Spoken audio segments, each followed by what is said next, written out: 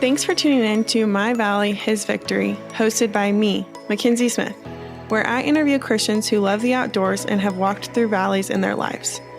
In a world of highlight reels and surface-level relationships, we all have faced hardships. I believe our experiences can be encouraging to others if we have the courage to be vulnerable. 2 Corinthians 1 says, "The Father of compassion and the God of all comfort, who comforts us in all our troubles, so that we can comfort those in any trouble with the comfort we ourselves receive from God." My goal is to inspire you to come to the Creator through His creation and connect you with Christians who have been through similar experiences. I pray that this podcast encourages you if you are in a valley and pushes you to share how God has turned your past valley into His victory. This episode is brought to you by Highlander USA. Highlander USA is the adventure of a lifetime. It is a hiking event held in Big Bear, California, June 17th through 21st, with formats from 1 day to 5 days. If you are interested in hiking or backpacking and being around those who love the outdoors, look no further than Highlander. Use code KENZIE20 for 20% off your registration. I hope to see you there. On today's episode of My Valley, His Victory, we have Joe Rinaldi. He founded Project Endure in 2021 after leaving his full-time job as a physical therapist in Philadelphia, Pennsylvania. When he was 10 years old, Joe was diagnosed with Best's disease, a condition that causes progressive sight loss. The prospect of going blind was once a burden, but has become a blessing. What he's lost in sight, he gained in vision. Joe has a deep desire to help others find strength in their struggle and has channeled that there. While building Project Endure, Joe continues to write, speak, and coach while putting faith first and striving to be the best husband to his wife, Michaela. Throughout his formal education, athletic career, and life experience, Joe has developed a hunger for growth and a love for people, which both support Project Endure. Thanks so much for being with us today, Joe. Kenzie, thank you so much for having me. I'm really excited for our conversation. Yeah, absolutely. I appreciate you being willing to jump on here and chat with us today. I would love to just hear a little bit more about yourself and who you are. Sure. So I grew up in the great state of New Jersey. I think it sometimes gets a bad reputation from people who don't live there, but I had a great experience. I had an awesome childhood. I have a mom and a dad. I am the oldest of three, so I have a younger brother and a younger sister. I grew up playing sports, so a lot of baseball, a lot of football, great childhood friends, and all that good stuff. Like you mentioned, I have a condition that affects my sight, and so that was also part of my childhood, and I spent quite a bit of time navigating that. From there, I went on to study exercise science in college and then got my doctorate degree in physical therapy here in Philadelphia, which is where I now live with my wife, Michaela, and our dog, Theo. I love it. A wife and a dog. That's the season of life I'm into. A husband and two dogs, but... Well, what's funny is we moved into our house 2.5 years ago, and, I was getting to know the neighbors, and there's this one older gentleman who has lived on the block for the past 50 years. And I asked him one day how things have changed. And he said, dogs are the new babies, which is true. That's funny. So you said kind of the fitness piece of this, it sounds like has always been a passion for you. You grew up playing sports. You went to school for physical therapy. Kind of where did that stem from? Was that from your parents? Is that something you just caught on to as a kid? Like what's been kind of the passion behind this physical aspect of everything that you've done? That's a good question. I grew up falling in love with the sport of baseball because my dad had played baseball his whole life, and it was a way for us to bond. He coached a lot of my teams as a kid. And so that was my intro to sports and, formal athletics. And from there, I started playing football because it was also a sport that he had played. And through those sports, I really started gaining confidence and I made a lot of friends. And I think just that web of my friendships being tied to sports really drew me in more and more. And before I knew it, as a child and teenager, sports were a big part of how I saw myself. And I couldn't imagine my life without them. And so I loved just the physical nature of those things, the competitive nature, the teamwork. And it wasn't until a little bit into college that I ended up stopping formal sport, which was just a weird part of my life because this thing that was such a big part of who I thought I was now gone, and it left a space to be filled, which I'm sure we'll talk about a little bit later on. Yeah, I totally can relate to that. I played college sports, and kind of the outdoors for me is what has filled that piece of it in my life. And so I totally can understand and relate with you on that one, and having a weird season of like, what do you do here with this thing you've kind of always done? So what does, you played sports in college and in high school. What does fitness and that piece of it look like to you now? Yeah. And so, like a lot of people, I think fitness initially for me, it was middle school, but back then was a way for me to process things that I was feeling. It was a way for me to gain more confidence and, maybe also look a certain kind of way in case I were to get a girlfriend someday. And so that's where it all started for me. But through the years, fitness really became this place for me where I could just be with myself, where I could learn about my limits, where I could push up against that part of me that wanted to quit things, that wanted to stop things, that wanted to choose comfort, and then still choose to keep going. And that part of fitness has been huge in my life because it's taught me so much about my mind, even though the benefits are also applicable to the body. I think fitness for me has been such a mental benefit over the years. Yeah, I love that. It's, yes, sure, about the physical, but the things that it does for you mentally is just uncomparable. And I think I challenge people in that space all the time. It's like, if you're struggling in your mental space, like, go to the gym and do something, because chances are you'll start to see that you can overcome things that you thought were impossible. And I think that helps like build mental strength to be able to continue forward and teach yourself that you can do the hard things and that sort of thing. So share with us a little bit about Project Endure and that company that you founded, and kind of just what it does, how it serves your customers. Mm-hmm. So a bit of background, I mentioned that I went to graduate school for physical therapy. And when I graduated in the spring of 2019, I got a job at an outpatient clinic here in Philadelphia. And I really enjoyed that first job out of school. It was in a great part of the city where the patients and the community were just it was just full of kind, genuine people. And I loved working with them. And at the same time, I began to notice as time went on that I didn't love working in an insurance-based outpatient model. The healthcare system has its flaws, and I found myself being pulled in many different directions throughout the day when I just wanted to be present with the person in front of me. There was this moment, I'll share the story quickly, where it was the last patient of the day. She came in for an evaluation. She sat down. She had neck pain. And I always started the evaluation by asking people, tell me something about you that's not related to physical therapy. Because one, it allows me to know the person, but two, it often does tie back to what brought them in. And she burst out in tears.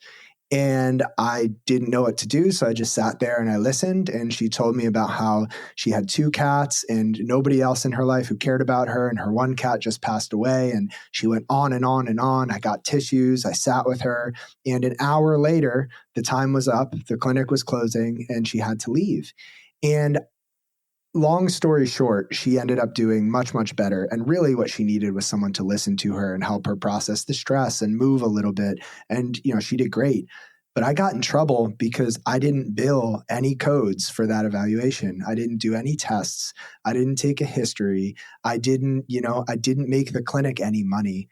And that kind of thing killed me. And so I decided to start exploring other options. I was lucky enough to have people in my life who were entrepreneurs who started their own thing. And the more and more I talked with them, the more and more I heard that, entrepreneurship is the hardest thing I've ever done. And it's also one of the best. And so I decided to build up my book of business outside of work. And one day I said, it's time. And I put in my notice and I left. To answer your original question, Project Endure is primarily a coaching business. So we do fitness coaching, mindset coaching, and business coaching. And those services are both online and in person for those who are located in or near Philadelphia. But the mission of Project Endure is to help other people find strength within their struggle. I'm a firm believer that we're all going through something. We're all fighting battles that maybe the rest of the world doesn't know about. And I also believe that we can find strength through those struggles. Much like at the gym, you don't get stronger unless you struggle a bit. In life, I believe we don't get stronger unless we struggle a bit. And so we've built a community, a podcast, and a coaching business to help empower people in that direction.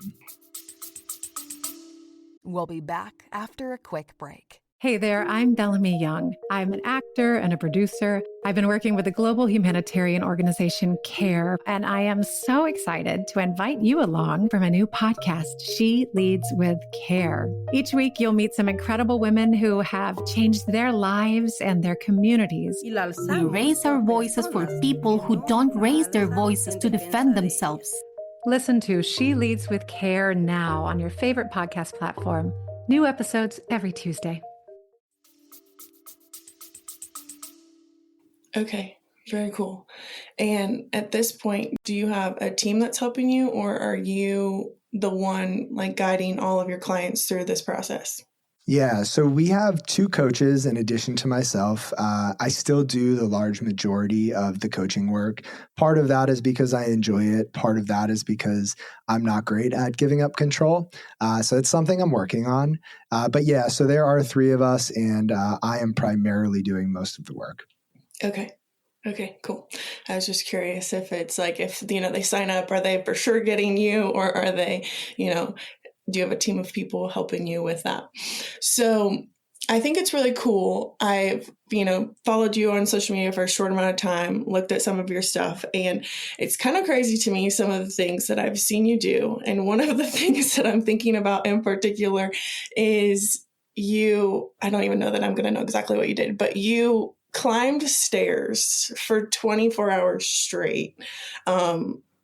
Talk to us about that. Okay. Because you're a little bit of a different outdoorsy guy than we have normally on here. You do a lot of running, you do a lot of challenging yourself in the outdoor space.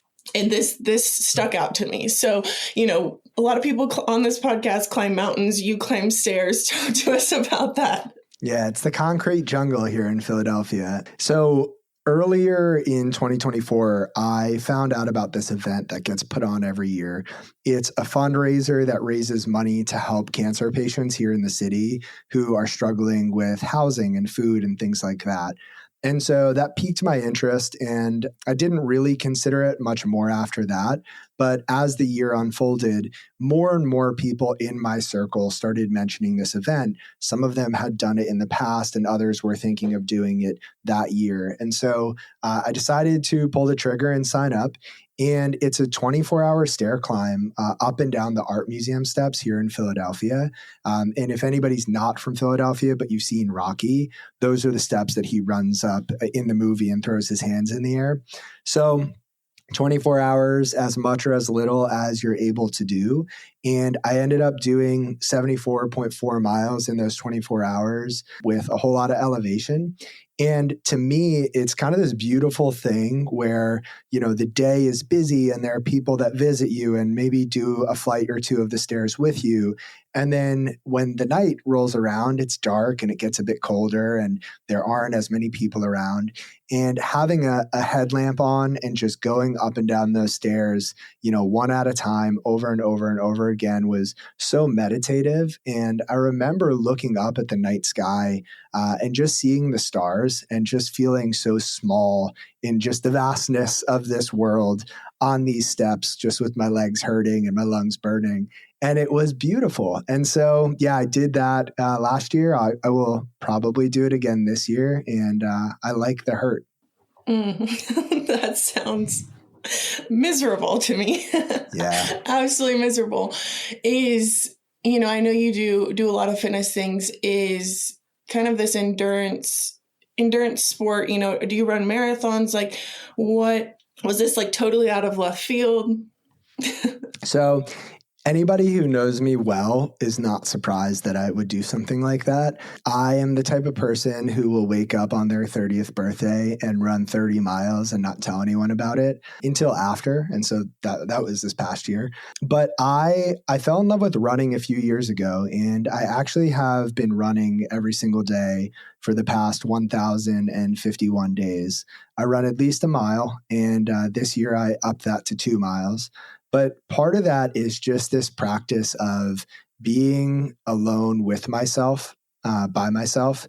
It's actually a time, and maybe we'll get into this later, but it's a time that I talk to God, and it's really become something special to me. So, I've run a mile in the Philadelphia airport when when my flight got delayed and I didn't think I would be home by midnight. I've run a mile the day after that 74 miles on the stairs. But I really love the practice of just putting one foot in front of the other for me. Yeah. That is the epitome of no excuses. Yeah. You're in an airport, you're just ran 74 miles with, like, how much elevation? I know you know how much elevation so was it? It was a little under 20,000 feet. Yeah. So, yeah. But I don't think my legs would have moved the next day. I will say this. One of the things that I love about running is that you can surprise yourself, and you could really do a lot more than you think you can do. And that's something I've come to appreciate more and more about not just my body, but about other people, the people that I work with, and just people in general, is we are capable of so much more sometimes than we give ourselves credit for. And I think our mind has a lot to do with that. Totally agree. We are far more capable than we tell ourselves and that we believe ourselves to be. But you have to do the hard things to figure that out. And not everybody's willing to get to that part. Yeah. So you touched on it a little bit, but I'd love for you to expand on just how, running or fitness in general plays a role specifically in your relationship with Christ. Yeah. So, I think to go back to my childhood, even, I grew up going to church. I think, like most kids, church is something you do. You go to it and then you leave and maybe don't think about it again until you grumble when your parents bring you the next week. And so that was my relationship there. But as I got older and my faith became more of my own, I found myself thinking more and more about God. And one of the places that I did that thinking and had those conversations with him in my head was while I was lifting weights or while I was running, and specifically while I was hurting.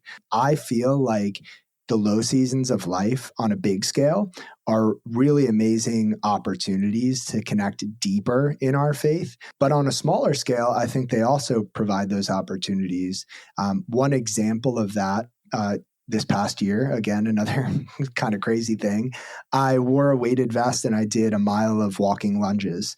And I remember being on the track outdoors. It was lightly raining. I was hurting, and I was just listening to worship music in my headphones. And it was one of the moments in my life where I felt most connected to God. And it was this manufactured moment of pain and hurt and fatigue. And that's what allowed me to connect in that moment. And so I feel like fitness has really just been a vehicle for me to experience some of those mini valleys, if that makes any sense, to have those conversations with God.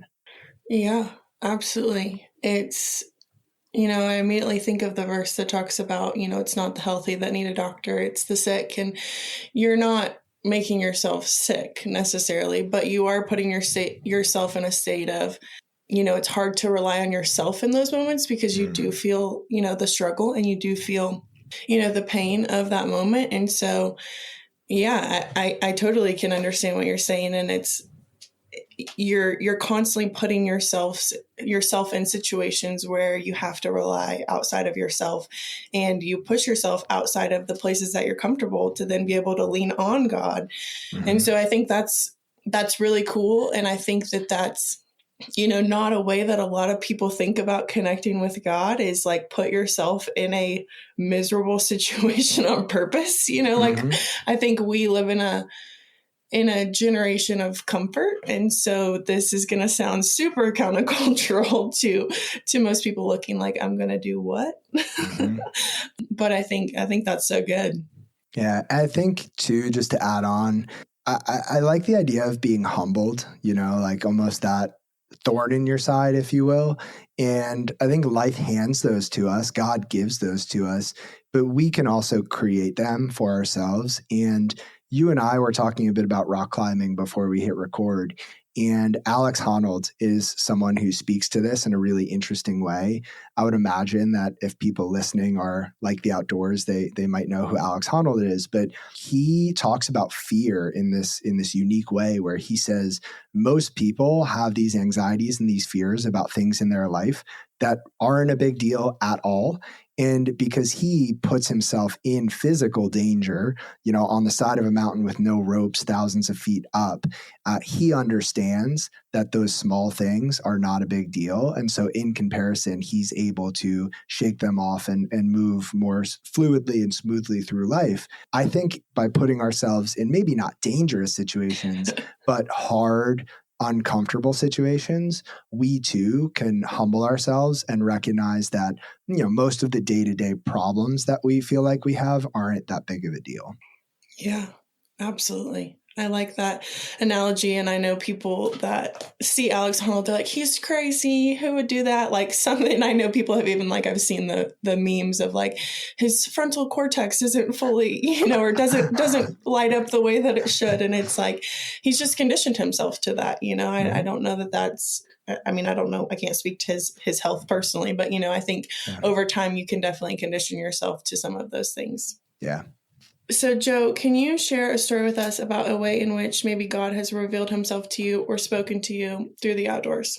Sure. So back in, I would say this is 2016, it was the summer before I moved to Philadelphia to go to graduate school. And I had just been in this valley, in this low season of life. And I would go to church on Saturday night by myself. I would stand in the back. And I don't even know if I heard any of the words that were being preached. I was just there to talk to God and to feel his presence. And I was really feeling anxious about the move to school and this next chapter. And I couldn't get out of this rut. It almost felt like God was a bit distant in that season. And so I remember leaving church, getting in my car, and deciding to take the long way home. So instead of a quick 2-minute drive home, I decided to take the long way. It's a bit more scenic, kind of through the woods. And as I was driving, windshield wipers are on. It had been raining the whole day. The skies are gray. And I just asked God to show me that he was there. And that was it. That's all I had asked. And I put my music on shuffle, and the song Sun's Gonna Rise by Citizens Cope came on. And for anyone who doesn't know the lyrics of that song, it's very simple. The sun's going to rise in a mile. In a mile, you'll be feeling fine. And, it repeats some other words, and then it goes back to that. As I'm driving the whole day, gray, gloomy, I have tears in my eyes because I just feel so distant from God.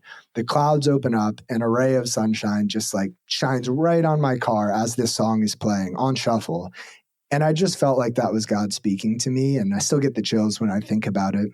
Yeah. The craziest part about that story happened a few weeks ago, because from then, 2016 until now, I've grown quite a bit in my faith. And through some of the coaching that I do, I come across, Christian clients, other believers, people who are seeking.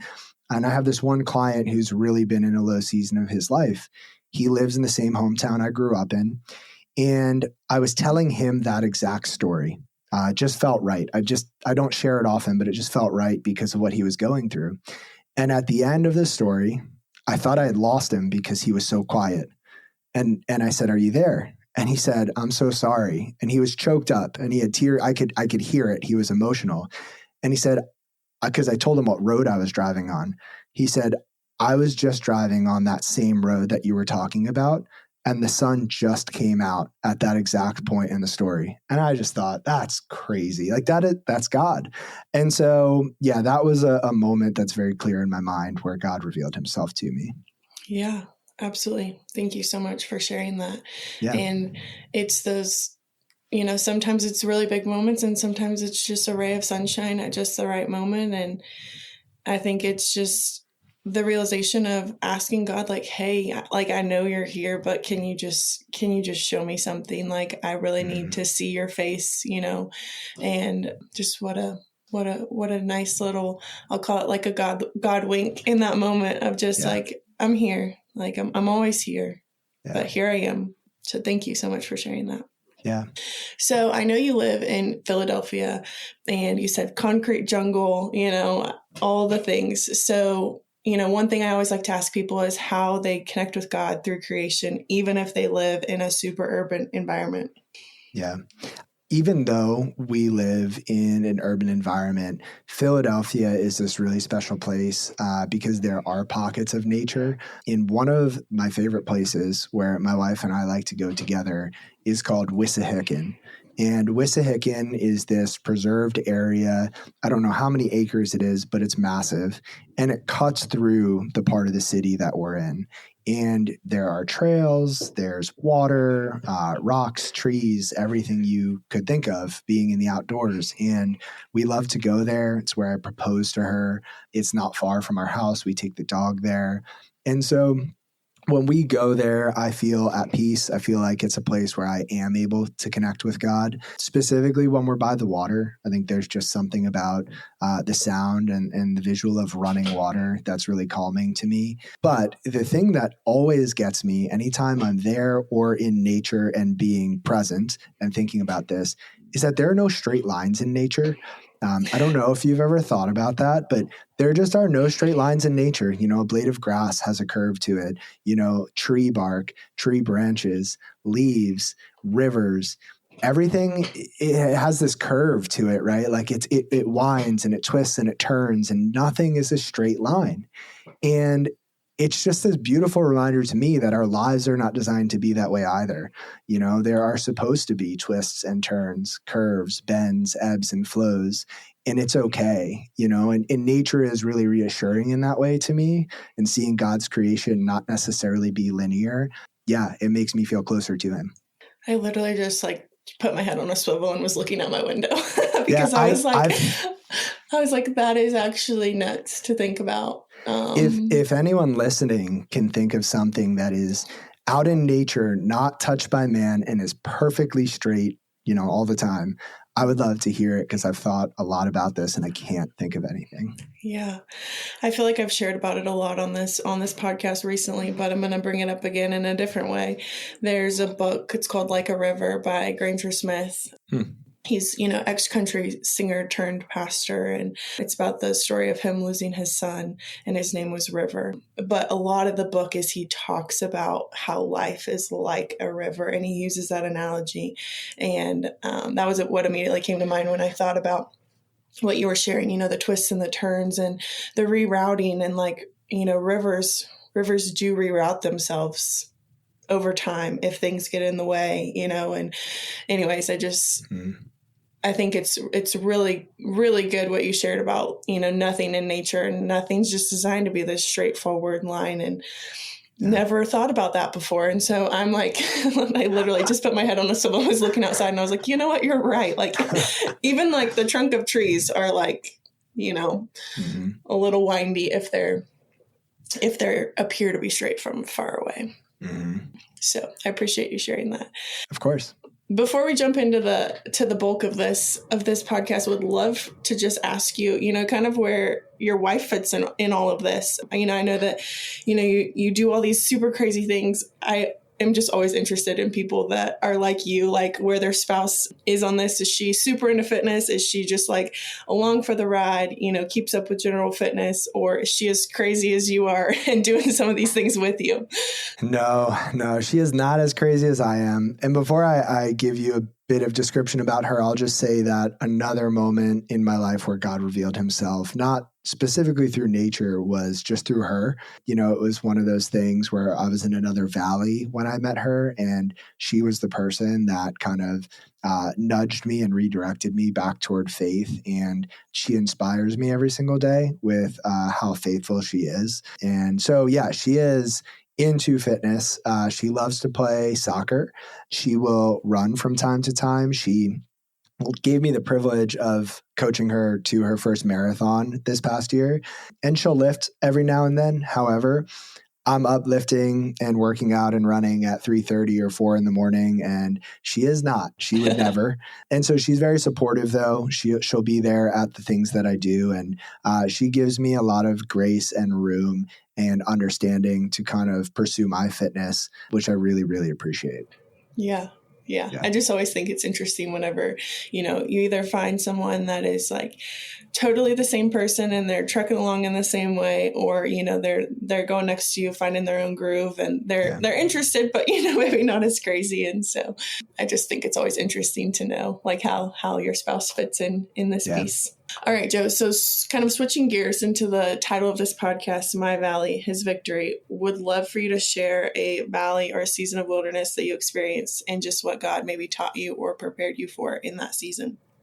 So I will talk about how I met my wife, but I'll go back to the beginning. And the beginning of that story is actually the end of the previous story I told about the car. So I was in the car. The sun broke through the clouds. I felt God's presence. That was in a season of life where I was debating going to school or not. I had gone through a couple life events and had some changes happen personally that made me question whether or not I should pursue graduate school. So, of course, if we're talking on this podcast, you know that I did go to graduate school. And that first year there was hands down the hardest, darkest season of my life. It was just this transition where I felt very alone, even though I had roommates and family checked in on me and I had people who cared.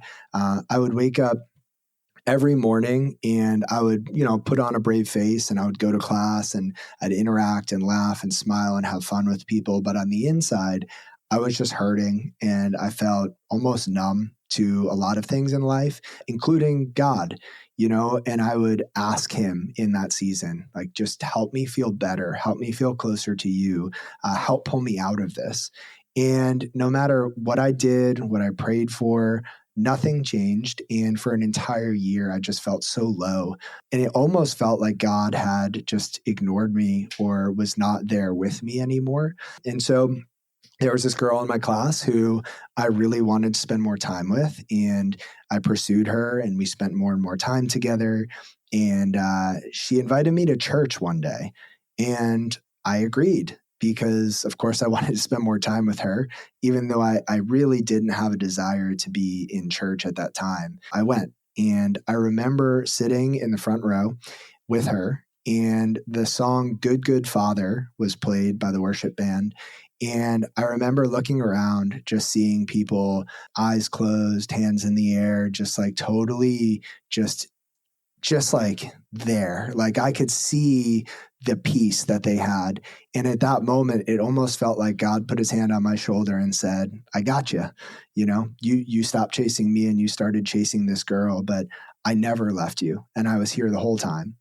And ever since that day, we've gone to church. We've gone to that church. We got married at that church during COVID.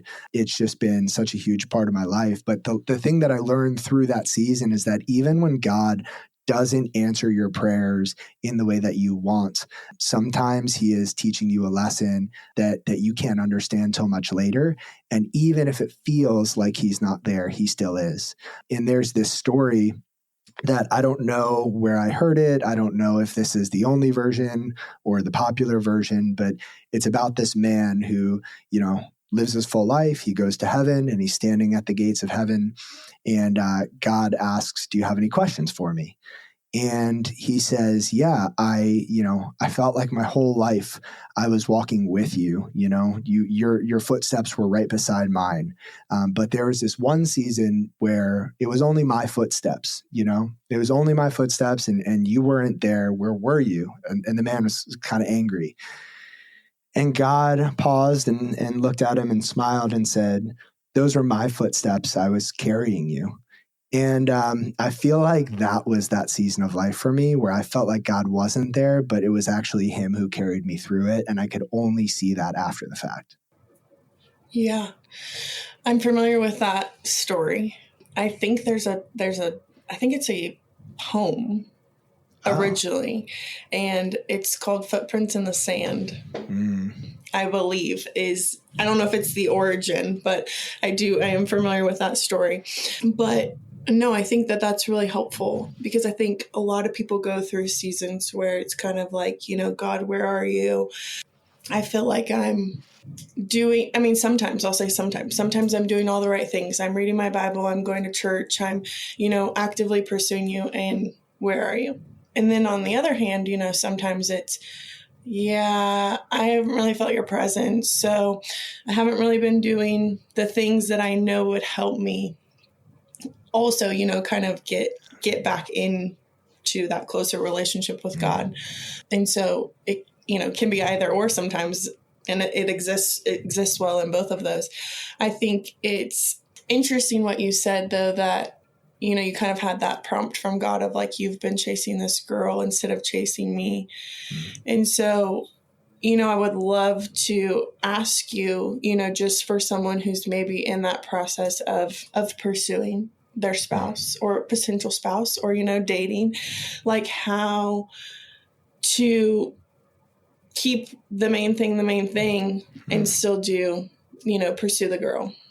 That's a really great question. And I don't know if I have a great answer, because when I was in that season, I wasn't keeping the main thing. I pursued the girl, and I'm very grateful that God was using that pursuit to bring me closer to him. I think the easy answer that comes to mind, though, is to spend time in areas where there are other believers, at church, in small group, in circles where you might find other, people of the opposite gender who love God, right? Like, I think that would be the easiest way, right? If I wanted to find a spouse all over again, let's say I could go back in time and I cared about finding someone who is in really good shape, I would spend time at the gym. If I wanted to find someone who was really well read, I would go to the library. If I wanted to find a spouse who shared that love of God and that pursuit, I think I would spend time at church. And you get the benefit of finding people who share that love and share that faith. And you're also keeping the main thing by being in that space, I think. Yeah, absolutely. I think that's really important. It's like wherever you're looking, you're going to find the people that are interested in that thing. And it's just the grace of God, though, that she was like, hey, let's go to church together. And, she was the one, kind of maybe encouraging that piece of your guys' relationship. And so I think that's really, really cool. And the other thing I'll add, and I haven't put this together until this moment, but, I did pray for God to bring me out of that season and to bring me closer to him. And, in a very clear way, now that I'm talking about it, he did. But it was just through her. It was through my wife. And I think I was looking for kind of that same sign that I had in the car, like that one moment that almost felt like too much of a coincidence to be a coincidence, and that wink from God. But that just came later on, and in the form of our relationship. Yeah. Yeah, absolutely. Let me ask you this, you said that this prayer got answered in a way that, maybe you weren't intending for. Was, dating and looking for a spouse, like, was that top of your priorities at that time? Like, was that something you were actively seeking, or was it kind of just like, oh yeah, I'm casually dating people, I don't know. Yeah, I've had, no. So the answer is no, I was not looking. It almost makes it more amazing because, so I went through this hard season. I spent time either in my bedroom by myself, feeling sorry for myself, or in class or at the gym, all pretty much with my head down, just focused on getting through that day. And I remember talking to my dad, because I would call my parents almost daily, sometimes just sobbing while I walked the streets of Philadelphia because I felt so bad. And he said, I think you need a girlfriend. And I said, Dad, I don't feel like I don't have the bandwidth to even think about something like that. And he said, well, are you ever going to find someone if all you do is go to class and go to the gym and stay in your room? And I said, probably not. And I said, but there is this one girl in my class who I like and I would love to spend time with. And he said, you should pursue her. And so I did. But to answer your question, no, I wasn't looking. I was almost doing the opposite of looking, which makes it even more amazing that it happened. Yeah. Yeah. God was working in that season for sure. Oh, yeah. He knew what you needed, even though you didn't know what you needed. Yes. Yeah. I don't know if this is, actually, I'm not even going to go there. You can go there if you want. I'm not going to go there. Okay. Now you got me curious, though. You have to tell me after. Well, I was just talking, I'll go ahead and say it, and then I'll decide if I want to cut it out or not. It's not related, but it's kind of related. I was just talking to my mom the other day about someone in our family, and they're going through a really hard time. And I said, they need to get a dog or a cat. And it's like in those times where you don't feel like you can take care of yourself, like having something else to take care of or to like live for is sometimes beneficial. And so it's not the same, but it's kind of the same in the way of like, whenever you're feeling low, it seems like the last thing you want to do is take care of something, but it can actually give you that motivation to get out of the funk or to, live differently, or, just gives you an excuse to have to get out of bed on the days that are hard because, you have a dog that needs to go to the bathroom and needs to be fed. And anyways, not sure that that's totally related, but it comes to mind because I just had this conversation with my mom.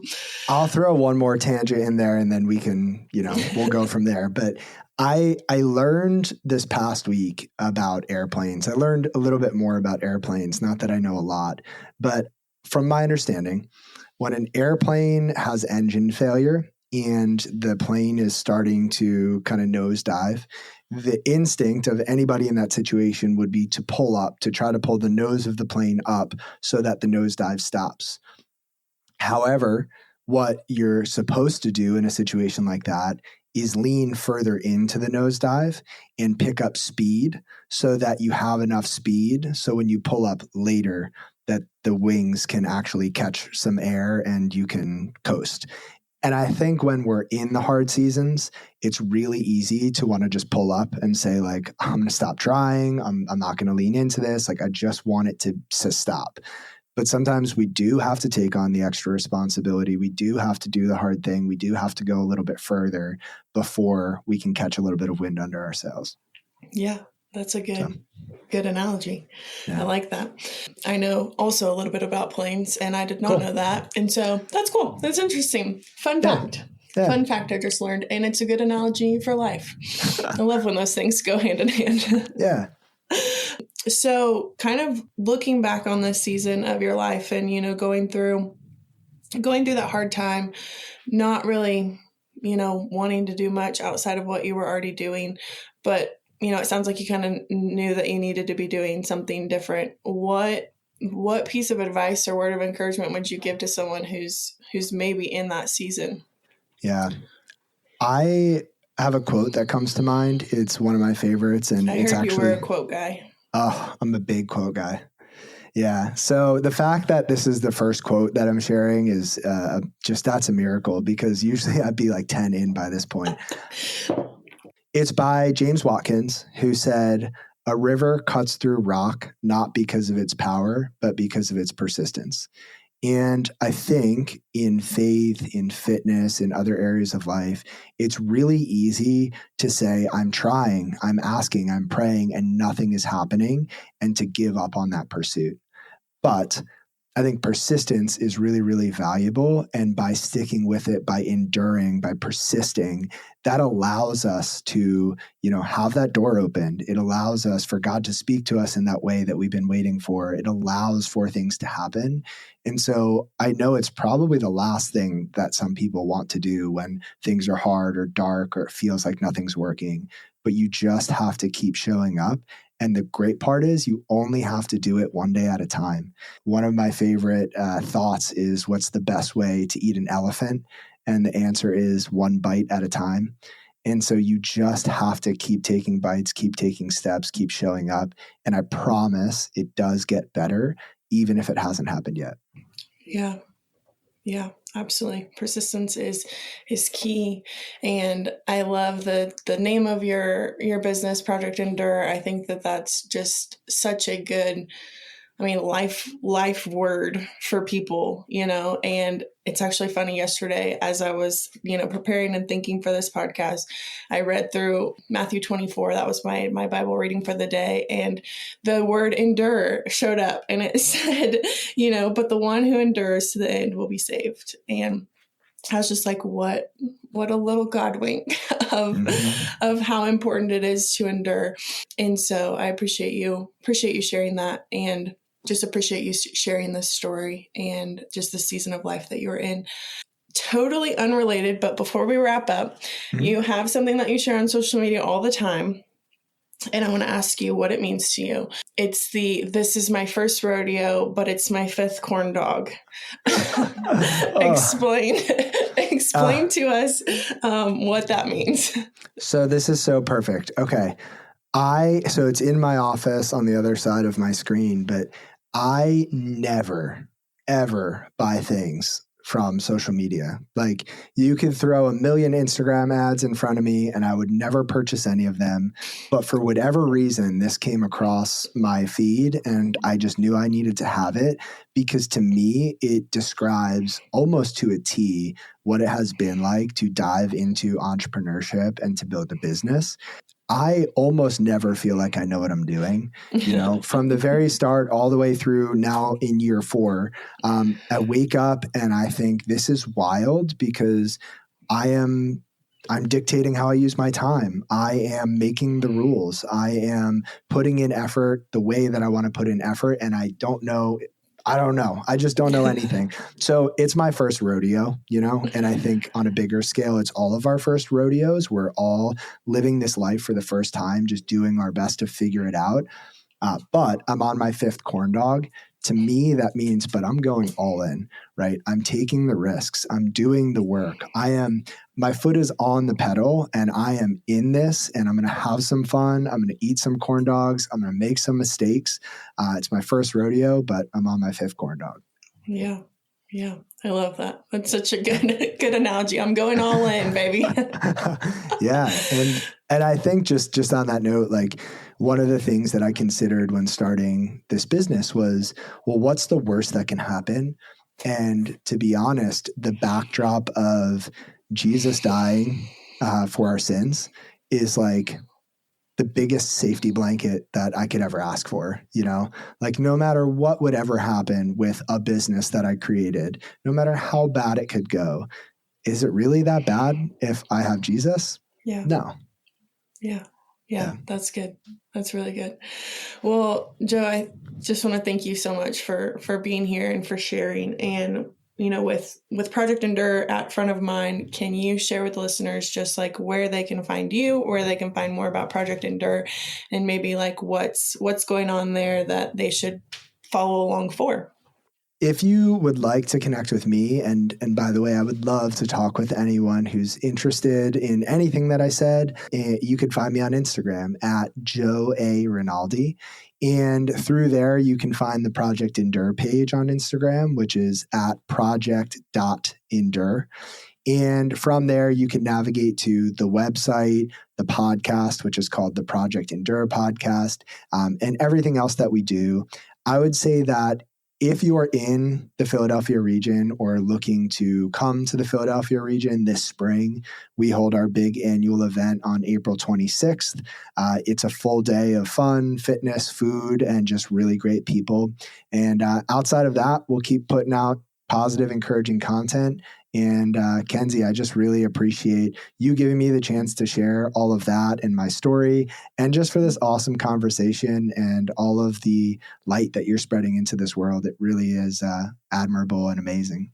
Yeah, thank you so much. I also just appreciate so much what you're doing. And, in a way, we have a similar vision. Yep. I loved what you put in your bio about, you help others find strength in their struggle, and, just are encouraging people to push forward through that. And I just really appreciate what you're doing, and challenging people mentally and physically so that they can endure the hard things and yeah, just thank you for all that you're doing, and y'all go follow along and figure out all the things that is going on over at the Project Endure page and the podcast and all the things. So once again, thank you so much, Joe.